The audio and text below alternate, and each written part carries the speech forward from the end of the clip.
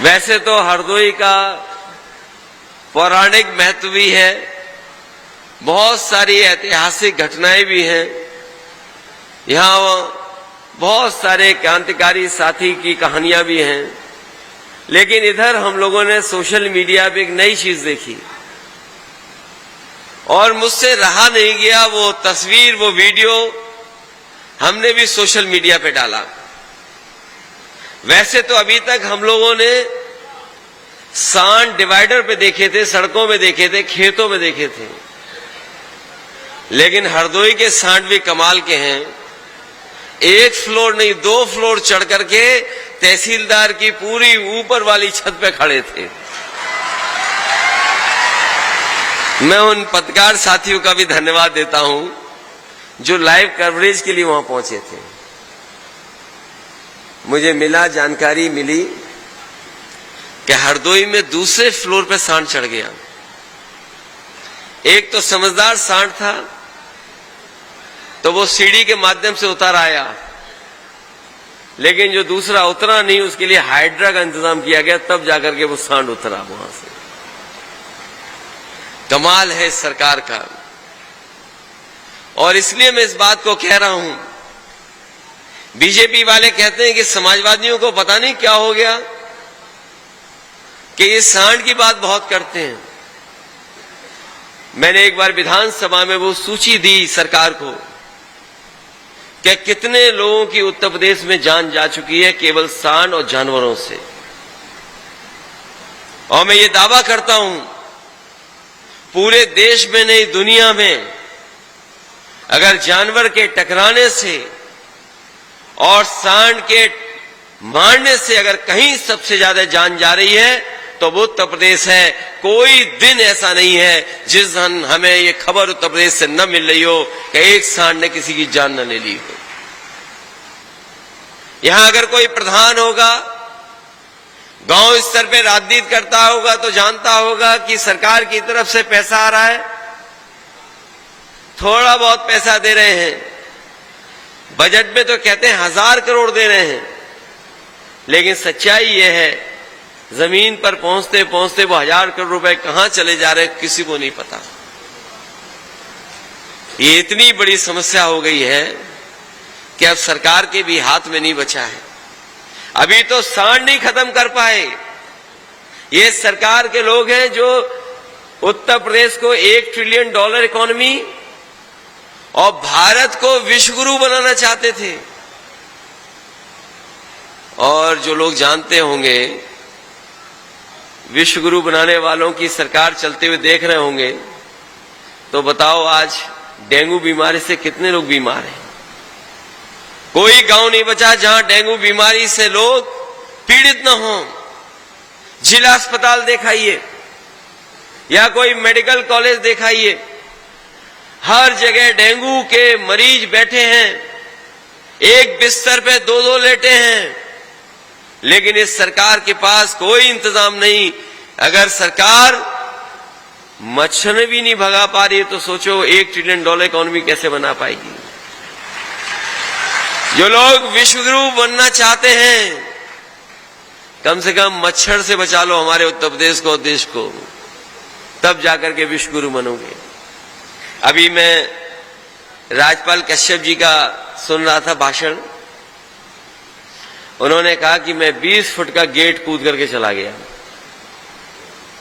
फिर मैंने आदरणीय राजीव वर्मा जी का सुना, उन्होंने कहा कि 10 फुट कूद करके मैं चला गया। लेकिन सच्चाई यही है कि हमें मजबूरी में वो गेट फांगना पड़ा।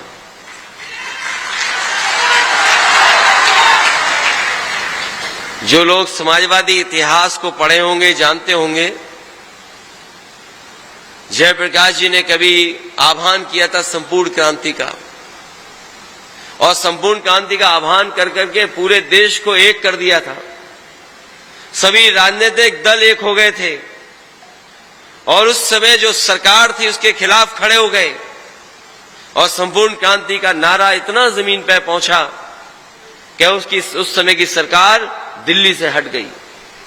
उन्होंने उस समय लोकतंत्र को बचाया था। गरीब किसान और जो चरम सीमा पर महंगाई थी, बेरोजगारी थी और चरम सीमा पर भ्रष्टाचार था, उसको हटाने के लिए संपूर्ण क्रांति का नारा दिया था।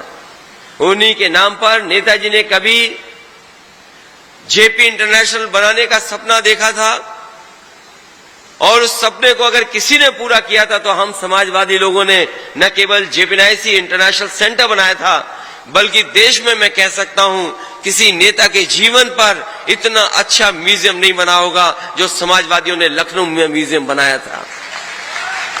इस सरकार ने उस म्यूजियम में हमें जाने नहीं दिया जहां पर जयप्रकाश जी की प्रतिमा थी। उस दिन जयंती थी उनकी, बाहर गेट बंद कर दिया, टीन शेड लगा दी, ताला लगा दिया। हमारे पास कोई रास्ता नहीं था। जैसे ही मैंने ताला देखा, गेट बंद देखा, हमें जेपी जी याद आ गए और नेताजी का संघर्ष याद आ गया। हम धरने पे नहीं बैठे, हम गेट कूद करके दूसरी तरफ चले गए। मैं ये बात इसलिए कह रहा हूं कि लालजी वर्मा जी की भी बात ठीक है और राजपाल कश्यप जी की भी बात ठीक है, क्योंकि एक तरफ से 10 फीट कूदे और दूसरी तरफ से 10 फीट कूदे तो बताओ कितने फीट हो गया। हमने कहा कि आगरा लखनऊ एक्सप्रेसवे और इस गंगा एक्सप्रेसवे में यही फर्क है कि जो कुछ मुनाफा हो रहा है आगरा लखनऊ एक्सप्रेसवे में वो सरकार के खजाने में जा रहा है और जो गंगा एक्सप्रेसवे में मुनाफा होगा वो किसी उद्योगपति की जेब में जाएगा। यही फर्क है गंगा एक्सप्रेसवे में और आगरा लखनऊ एक्सप्रेसवे में। जब मैंने उसे बताया कि आगरा लखनऊ एक्सप्रेसवे में जो मुनाफा होगा सरकार का, जो टेंडर हुआ है टोल का इकट्ठा करने का, वो प्रतिदिन 1 करोड़ से ज्यादा रुपए का है। सोचिए, 1 करोड़ से ज्यादा रुपया प्रतिदिन सरकार के खजाने में आ रहा है। वो सरकार का एक्सप्रेसवे है। और भाई गंगा एक्सप्रेसवे में हो सकता है प्रतिदिन टोल 1 करोड़ से ज्यादा आए, वो सरकार के खजाने में नहीं जाएगा, वो किसी प्राइवेट उद्योगपति के जेब में जाएगा। यहां सरकार का खजाना बढ़ेगा, उधर उद्योगपति का खजाना बढ़ेगा। यही फर्क है समाजवादी पार्टी में, यही फर्क है भारतीय जनता पार्टी के काम करने के तरीके में। अभी आपने सुना होगा विधानसभा में मुख्यमंत्री जी कह रहे थे कि हमने इतने रोजगार दिए, इतनी नौकरी दी हैं कि आज उत्तर प्रदेश में जो बेरोजगारी दर है वो 4% रह गई है। अगर हम उस गणित का हिसाब किताब लगाएं तो मुख्यमंत्री जी के कहने का मतलब है कि 100 में केवल 4 बेरोजगार बचे हैं, बाकी सबको नौकरी या रोजगार दे दिया है। क्या ये सच्चाई है बताओ आप सब लोग? किसी गांव में चले जाएं, हो सकता है उस गांव में 100 के 100 बेरोजगार हों।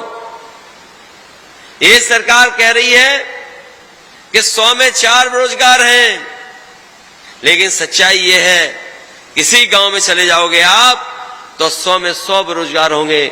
उनके पास न नौकरी है, न काम है, न कोई भविष्य में उनके पास रोजगार का इंतजाम है। और अभी ठीक ही कहा लालजी वर्मा जी ने कि बीजेपी वाले ये प्रचार करते थे कि समाजवादियों की सरकार बनती है तो केवल एक लोगों का भला होता है। और मुख्यमंत्री जी ने तो सदन में आकर के न जाने कहां से फर्जी एक सूची दिखा दी हम लोगों को और कहा कि इसमें देखिए कितने एसडीएम हो गए एक ही जाति के। जब मैंने उनसे पूछा क्या सूची दिखा रहे हो तो बोले कि आपकी सरकार में 46 में 56 हो जाते थे एक जाति के। मैंने उनसे कहा कि वो सूची हमें दे दो, कई साल हो गए हैं अभी तक मुख्यमंत्री जी सूची नहीं दे पाए हैं। सोचो हमारे कैसे मुख्यमंत्री हैं जो 46 में 56 बता देते हैं कि एसडीएम हो गए हैं।